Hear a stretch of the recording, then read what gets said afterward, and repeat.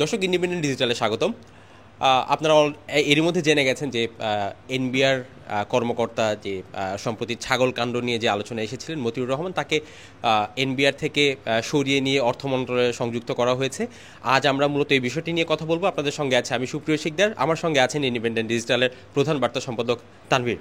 তানভীর, আপনাকে স্বাগত। আপনি জানেন যে এরই মধ্যে এনবিআরের সেই কর্মকর্তাকে সরিয়ে অর্থ মন্ত্রণালয়ে সংযুক্ত করা হয়েছে। আসলে যে অপরাধ কিংবা যে কারণে তাকে সরিয়ে দেওয়া হলো, এটাই কি সমাধান, কি মনে হয়? আসলে আপনি একটা সুন্দর কোশ্চেন করছেন যে একটা সরিয়ে দেওয়াটা আসলে কতটা সমাধান। তো সে প্রসঙ্গে যদি আমরা আসি তাহলে একটু পেছনে আমরা একটু যাই যে ঘটনাটা কিন্তু ঈদের আগের থেকেই খুব আলোচিত যে একটা বাচ্চা ছেলে যে ঠিক 18 বছরও হয়েছে কিনা সন্দেহ আছে, সে একটি ছাগল কিনেছেন যেটি 15 লাখ টাকা দামে সাদেক অ্যাগ্রো থেকে তার কেনা ছাগল। তো এটা নিয়েই যখন ফেসবুকে নানা আলোচনা এবং একসময় দেখা গেল যে এটি যে ছেলেটি এই ছাগলটি কিনেছেন তার বাবা একজন সরকারি চাকরি করেন। তো একজন সরকারি চাকরি করা ব্যক্তি সে যত বড় পদে চাকরি করুক, যত উচ্চ পদে চাকরি করুক, 15 লাখ টাকাতে ছাগল কিনতে, কোরবানি দেওয়ার জন্য কিনতে পারবে, এটা আসলে বাংলাদেশে যে বেতন কাঠামো তাতে আসলে এটা কোনোভাবেই এটা সম্ভব না, যদি না তার অন্য কোনো আয়ের উৎস থাকে। তো সেইখানে এসে মূলত মেইন আলোচনাটা শুরু হলো যে একজন গভর্নমেন্ট সরকারি চাকরি করে তার ছেলে কিভাবে এটা অ্যাফোর্ড করবে কিভাবে। তো এই প্রসঙ্গে আসার পরে নানা আলোচনা, নানা অনেক কিছু, এরপরে বিভিন্ন গণমাধ্যমে অনুসন্ধান, তথ্য পাওয়া, তার বিপুল সম্পদের হিসাব পাওয়া, সব কিছু মিলায় দেখা গেল যে একটা স্বাভাবিকভাবেই খুব সহজেই দেখা গেল যে দুটি সংসার তিনি ঢাকা শহরে চালাচ্ছেন, তার বাসা ভাড়া, একটা ধানমন্ডিতে বাড়ি, একটা বসুন্ধরাতে বাড়ি। এইভাবে চালানো আসলে একজন সরকারি চাকরিজীবীর পক্ষে কোনোভাবেই সম্ভব নয়। তো এক সময় এসে শেষ পর্যন্ত এসে এটা নিয়ে আলোচনার পর বলা যায় অনেকটা দেরিতেই তাকে কিন্তু অর্থ মন্ত্রণালয়ে সংযুক্ত করা হলো, অর্থাৎ এনবিআর থেকে তাকে অন কাইন্ড অফ ওএসডি করার মতো করে তাকে অর্থ মন্ত্রণালয়ে সংযুক্ত করা হলো। পাশাপাশি কিন্তু এটাও তাকে সম্ভবত তিনি যিনি ছিলেন যে সোনালী ব্যাংকের ডিরেক্টর পদে যিনি ছিলেন, সেখান থেকেও তাকে সরিয়ে দেওয়ার একটা প্রক্রিয়া শুরু হয়েছে, হয়তো সেটাও এখন প্রসঙ্গ হচ্ছে যে আসলে যদি নিশ্চয়ই গভর্নমেন্ট কিছুটা জেনে বুঝেই তো তাকে ওই পদ থেকে সরিয়েছেন, বা তার কিছুটা সত্যতা নিশ্চয়ই তারা পেয়েছেন বা তার ইসের মধ্যে, তো তাহলে আসলে সরিয়ে দেওয়াটা বা অন্য জায়গায় পদায়ন ভবিষ্যতে করা আসলে কতটা সমাধান? আসলে এটা কোনো সমাধান না, সত্যি কথা অর্থে সত্যি কথা, কারণ এতে যে অপরাধ কমবে তা কিন্তু না। আপনি এখান থেকে বিপুল সম্পদের মালিক হলেন, নানাভাবে যদি হয়েই থাকে, যে অবৈধভাবে হয়ে থাকে, এখনও এটা আমি বলবো যে আমরা এখনও তো প্রমাণ পাইনি যে ইসের মধ্যে যে আলোচনাগুলো আসছে বা সরকার তাকে সরিয়ে দিয়েছেন একটা পদ থেকে, সেই প্রেক্ষিতে যদি বলা হয় যে সম্পদগুলো যদি আসলে অবৈধ হয়ে থাকে বা সঠিক পন্থায় না এসে থাকে, তাহলে কিন্তু সরিয়ে দেওয়া কোনো সমাধান না। তিনি এই তাহলে সরকারি কর্মকর্তাদের মধ্যে এই বার্তাই যাবে যে ঠিক আছে, আমি এইখানে নাই, আমি ওখানে আসি, বা আমি এখান থেকে হয়তো দুর্নীতি করলাম, তাহলে আমি অন্য বড়জোর আমার আর এক জায়গায় পদ একসময় দিয়ে দিবে, এর বাইরে তো কোনো শাস্তির বিধান হবে না। এখন দেখা যাক যে তার বিরুদ্ধে কী ধরনের ব্যবস্থা নেওয়া হয়, তার সম্পদের অনুসন্ধান হয় কিনা, কারণ সরকারি কর্মকর্তারা তো প্রতি বছরই সম্পদের হিসাব দেন, আমাদের আইন অনুযায়ী তারা দেন। তো সেই দেওয়ার পরেও এত বিশাল সম্পদ যদি এতদিন তিনি যদি তার এগুলো যদি তার ট্যাক্স রিটার্নটা দাখিল করাই থাকে, তাহলে তো সরকারের অনেক আগে প্রশ্ন তোলা উচিত ছিল যে আপনার এই টাকাটা আসলে কোথা থেকে আসছে। উনি কিন্তু বলছেন যে আমার তো সব কিছু ট্যাক্স রিটার্নে দেওয়া আছে। তো তাই যদি হয় তাহলে কিভাবে সেটা আসছে, কিভাবে এটা সম্ভব যে একজন সরকারি চাকরিজীবী এত বিপুল সম্পদের মালিক তিনি হন, এটা একটা হতেই পারে যে তার পৈতৃক সম্পত্তি বা দাদাবাড়ি থেকে অথবা তিনি তাদের অন্য কোনো ব্যবসা বাণিজ্যর জায়গাগুলো আছে যেগুলো লিগ্যাল ওয়েতে হচ্ছে, তারপরেও সরকারি চাকরিজীবীরা কিন্তু অন্য কাজ করতে পারেন না, ব্যবসা করতে পারেন না, অনেক ক্ষেত্রে আছেন। তো সব কিছু মিলে এখন বিষয়টা দেখতে হবে, দেখার পরে যদি হয় তাহলে অবশ্যই শাস্তিতে যেতে হবে, শাস্তিমূলক ব্যবস্থা নিতে হবে। এটা যদি না হয় তাহলে কিন্তু আসলে এই যে সরিয়ে দেওয়া বা দেওয়া, এটা কোনো সমাধান না। কিন্তু নিশ্চয়ই এটা তদন্তের মাধ্যমে এবং সঠিক পন্থায় বিচারের আওতায় করেই আনতে হবে, না হলেও আবার সরকারি কর্মচারীদের মধ্যে এক ধরনের বিরূপ প্রতিক্রিয়া হবে যে শুধু গণমাধ্যমে আসছে বা সোশ্যাল মিডিয়াতে একটা কথা উঠছে, অমনি তার বিরুদ্ধে কোনো কিছু না জেনে পাওয়া, সেটাও ভালো দিক না। মূল কাজটাই করতে হবে এখন একটা সঠিক তদন্ত এবং একটা দুটো শাস্তির ব্যবস্থা যদি আপনি করতে না পারেন, যদি অপরাধ হয়, তাহলে আসলে সরকারি চাকরিজীবীদের এই যে দুর্নীতি এবং ঘুষের মাধ্যমে যে একটা কথা বলা হয় যে তারা অনেকেই এটার সঙ্গে যুক্ত হন এবং সম্পদের মালিক হন, তাহলে কিন্তু এটা বন্ধ করা সম্ভব হবে না। তানভীর, আমরা দেখেছি গণমাধ্যমে বেশ কয়েকটি সংবাদ এসেছে যে তার অঢেল সম্পদের পরিমাণ জানাতে গিয়ে বলাও হয়েছে যে সে তার শাশুড়িকে একটি ডুপ্লেক্স বাড়িও বানিয়ে দিয়েছেন, এরকম আরও নানা, তার ছেলে বিভিন্ন মডেলের দামি দামি গাড়ি নিয়ে ঘোরেন। এই জায়গাটায় যদি দেখি যে এটা নিশ্চয়ই সে 1 বছর 1.5 বছরের মধ্যে করেনি, এটা হয়তো বেশ কয়েক বছর ধরে আসছে। কিন্তু আমরা জানি যে মতিউর রহমানকে দুদক বেশ কয়েকবার এই সম্পদ নিয়ে জিজ্ঞাসাবাদ করেছে এবং দুদক কোনো ফাইন্ডিংস পায়নি। আসলে এটার কি কারণ মনে হয় যে সে এটা খুব ইন্টারেস্টিং আপনি বললেন যে দুদক কিন্তু তার বিরুদ্ধে এখন পর্যন্ত 4বার তারা অনুসন্ধান করেছেন, কিন্তু তারা কোনো পান নাই যে তিনি অপরাধ করে তিনি এই টাকাটা আয় করেছেন, এইরকম কিছু পাননি। সেটা খুব ইন্টারেস্টিং, কারণ যেসব তথ্য এখন পর্যন্ত আসছে সেটা কিন্তু এখন পর্যন্ত তিনি অস্বীকার করেন নাই।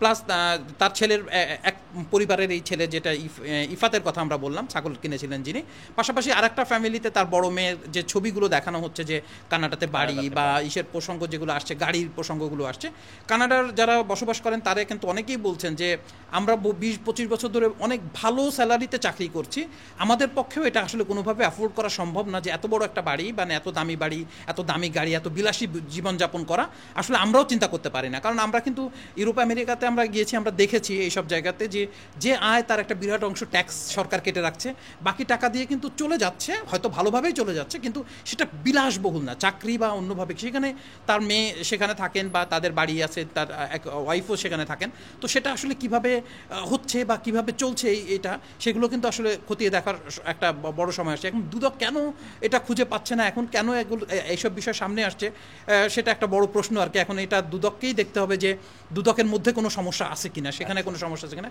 পাশাপাশি আপনি বললেন যে তার শাশুড়িকে বাড়ি কিনে দিয়েছেন বা করে দিয়েছেন, এটা কিন্তু ইদানিং একটা নতুন ট্রেন্ড দেখা যাচ্ছে যে যারা সরকারি চাকরি করছেন তারা খুব শালা শালি, শ্বশুরবাড়ির আত্মীয় স্বজন সবাইকে খুব বেশ এক ধরনের ভালোবাসা দিচ্ছেন, প্রচুর পরিমাণ সম্পদ তাদেরকে তৈরি করতে দিচ্ছেন, বা এটা একটা অদ্ভুত একটা কিভাবে হচ্ছে সেটা।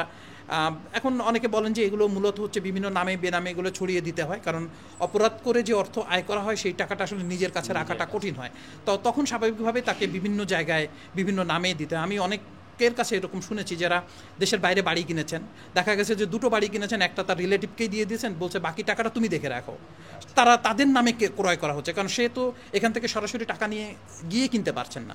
ফলে যে অপরাধ করতেছে সে কিন্তু অপরাধের টাকাটাকে একটা সেভ করার জন্য দেখা যাচ্ছে একটা বড় অংশ টাকা আবার সে খরচ করতে হচ্ছে অন্য পারপাসে, অন্য মাধ্যমে খরচ করতে হচ্ছে।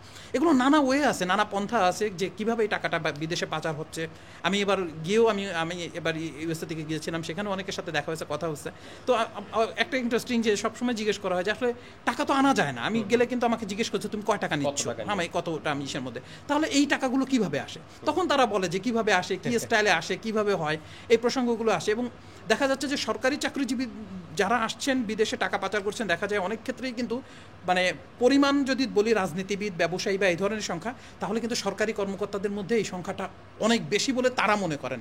সেখানকার স্থানীয় যারা বাংলাদেশি তারা মনে করেন যে তারাই অনেক বেশি আসছেন, তাদের ছেলেমেয়েরা অলরেডি বিভিন্ন স্কুলে একদম স্কুল লেভেলে পড়াশোনা করছেন, সেখান থেকে তারা গ্র্যাজুয়েশন করছেন, আন্ডার গ্র্যাজুয়েট করছেন, সব কিছু তারা পিএইচডি করছেন, নানাভাবে স্কুল থেকেই তারা ছেলেমেয়েকে এখানে পাঠায় রাখতেন, সেখানেই তাদেরকে একটা টাকা অংশ দিয়ে আসছেন। এবং আমরা কিন্তু ইজিলি দেখছি যে বিদেশে ছেলেমেয়ে পড়ানোর সময় যে টাকাটা আমি নেই, সেই টাকাটার কিন্তু একটা হিসাব দিতে হয়, পররাষ্ট্র মন্ত্রণালয় একটা অনুমোদন নিতে হয়, বাংলাদেশ ব্যাংক থেকে অনুমোদন নিতে হয়। সেরকম কোনো অনুমোদন নিয়ে কিন্তু হয়, তার মানে তাহলে তো পড়ছে, তারা তো সেই টাকাটা ব্যয় করছে, তার মানে কোনো অনুমোদন ছাড়াই কিন্তু টাকাটা চলে যাচ্ছে। তো এইভাবেই আসলে হচ্ছে। ফলে এখনই আসলে যদি লাগাম টানা না যায়, যদি অপরাধটা যারা করছেন, যে গুটিকত সরকারি কর্মকর্তারা যদি এটা করে থাকেন, সেটা যদি না হয়, তাহলে কিন্তু সরকারের যে ব্যবস্থাপনায় একটা বড় সমস্যা একসময় তৈরি হয়ে যাবে। মানুষ সেবা পাবে না, মানুষ ক্ষুব্ধ হবে, অলরেডি সেবা পায় না। আপনি জানেন যে কোনো সেবা নিতে গেলেই কিন্তু একটা টাকা কোনো না কোনোভাবে লেনদেন হতেই হয়, সামান্য টাকা ঘুষ দিলেও দিতে হচ্ছে, অর্থাৎ প্রত্যেকটা মানুষ ভুক্তভোগী হচ্ছে। এখন যদি এইটাকে টেনে না ধরা যায়, তাহলে কিন্তু এটা ভবিষ্যতের জন্য খুব ভয়ঙ্কর হয়ে উঠবে। আচ্ছা তানভীর, আপনি ঘটনাটি দেখেছেন, মানে কোরবানির ঈদের পর থেকে যে কিংবা শুরু থেকে যে আলোচনাটা শুরু হয়েছে, সেই জায়গাটায় মতিউর রহমানের একটা স্টেটমেন্ট ছিল যে এই ছেলে তার ছেলে না, এবং পরে ফেনীর একজন সংসদ সদস্য নিজামউদ্দিন হাজারী উনি বললেন যে তার মামাতো বোনের ঘরের ছেলে এবং মতিউর রহমানই তার বাবা। আসলে সে ছেলের পরিচয়টা কেন গোপন করলো?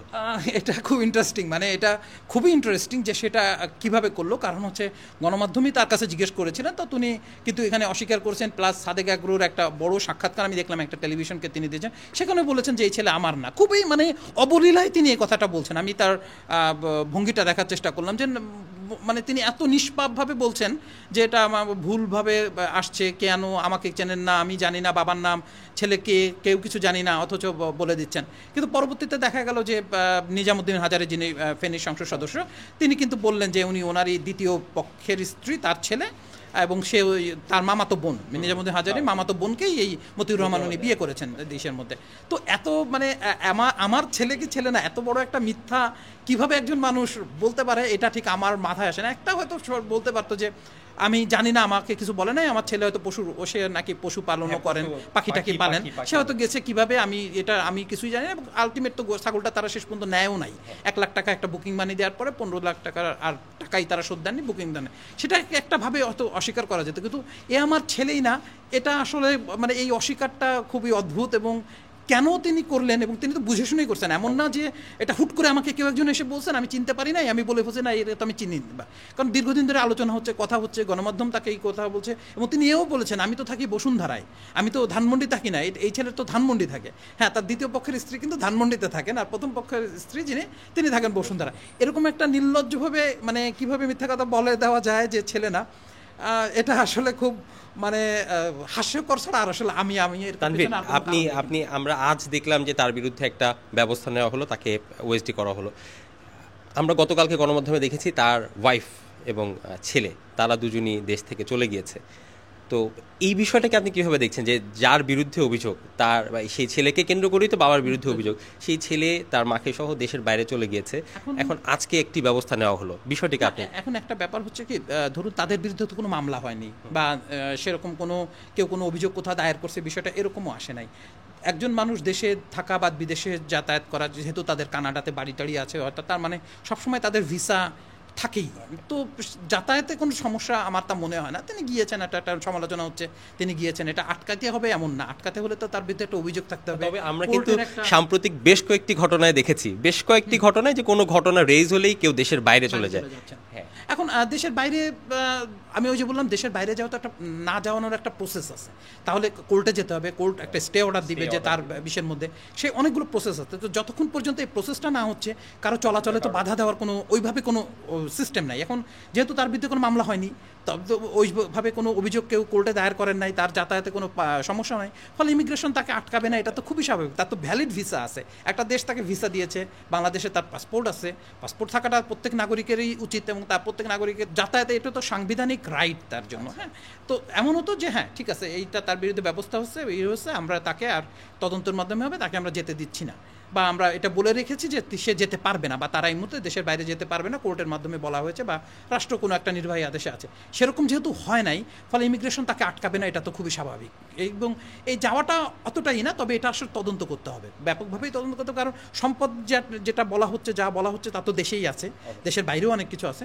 তো এটার জন্য সবচেয়ে মেইন ব্যক্তি হচ্ছে মতিউর রহমান, তাকে জিজ্ঞাসাবাদ করতে হবে, তার সম্পদ অনুসন্ধান করতে হবে, কোথায় কি আছে, ওয়াইফের নামে কি আছে, শালাশালির নামে, শ্বশুর শাশুড়ির নামে কোথায় কি আছে, এবং আদতেই তার ওয়াইফ, শালাশালে, শ্বশুর শাশুড়ি যাদের নামে আছে, তারা ওই পরিমাণ সম্পদ আহরণ করার মতো কিছু করেন কিনা তারা, সেটাও তো দেখতে হবে। অর্থাৎ একটা সুষ্ঠু একটা অবস্থার মধ্যে দিয়ে গেলে আমার মনে হয় যে এরকম কিছু নজির যদি তৈরি করা যায়, যদি যিনি অপরাধী, সত্যিকার অপরাধী, তার বিরুদ্ধে যদি ব্যবস্থা নেওয়া যায়, তাহলে কিন্তু এক ধরনের ব্যালেন্স তৈরি হবে। আর তা না হলে এটা কোনো অর্থ দাঁড়াবে না, সিস্টেম দাঁড়াবে না, এবং এই বিষয়টা এরকম ফেসবুকে আলোচনা হবে এবং যথারীতি একসময় হারায় যাবে। ধন্যবাদ তানভীর। ধন্যবাদ আপনাকে। দর্শক, আজ এ পর্যন্তই। ইন্ডিপেন্ডেন্ট ডিজিটালের সঙ্গে থাকুন সবশেষ সংবাদের জন্য সবসময়।